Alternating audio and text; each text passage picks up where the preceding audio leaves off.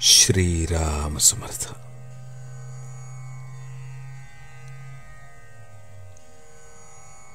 थोडेच वाचावे, पण त्याचे मनन व आचरण करावे.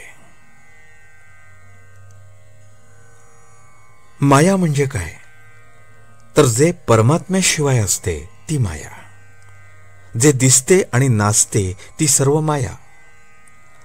आपण जोपर्यंत नामस्मरणात आहोत तोपर्यंत आपण मायेच्या बाहेर आहोत, आणि जेव्हा त्याचे विस्मरण होते तेव्हा आपण मायेच्या अधीन आहोत असे समजावे. सर्व काही करण्यामध्ये, सांगण्यात आणि ऐकण्यात नाही. निर्गुणाचे कितीही वर्णन केले तरी निर्गुण रूप समजायचे नाही. म्हणून सगुण रूपच आपण पाहावे आणि त्याचेच पूजन करावे.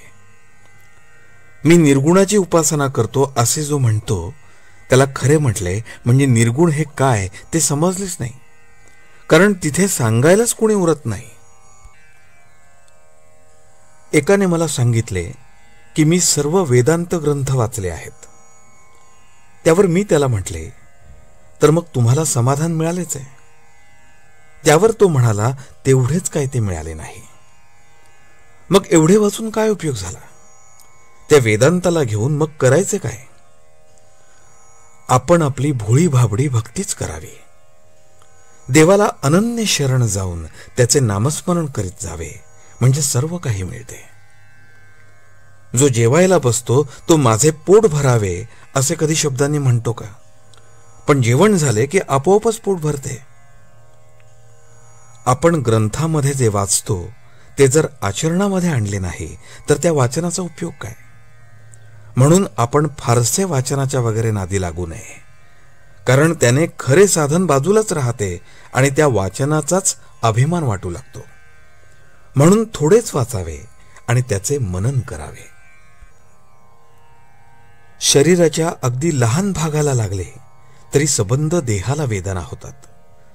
त्याप्रमाणे दिवसाची एक घटका जरी आपण भगवंताच्या स्मरणात घालवली तरी सबंध दिवस त्यामध्ये जाईल.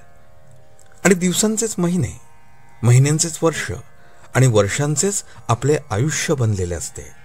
त्या दृष्टीने आपले सर्व आयुष्य भगवंताच्या स्मरणात जाईल. प्रपंचाची आवड असू नये, पण प्रपंचातल्या कर्तव्याची आवड असावी. प्रपंचातली कर्तव्य करणे हे पवित्र आहे खरे, पण त्यामध्ये गुंतून राहणे बरे नव्हे. म्हणून आपण मनाने भगवंताचे होऊन राहावे. आपण मनापासून भगवंताला स्मरले तर तो आपल्याला सुखासमाधानात ठेवल्याविना राहणार नाही. प्रपंचात सुखी होणे म्हणजे भगवंताचे होणेच होय. देवाला मानावे आणि त्याला आवडेल तेच करावे, हेच परमार्थाचे सार आहे. आजचे बोधवचन. देह केव्हा जाईल याचा नियम नाही, म्हणून वृद्धापकाळी नामस्मरण करू असे म्हणू नये. जानकी जीवन स्मरण. जय जय राम.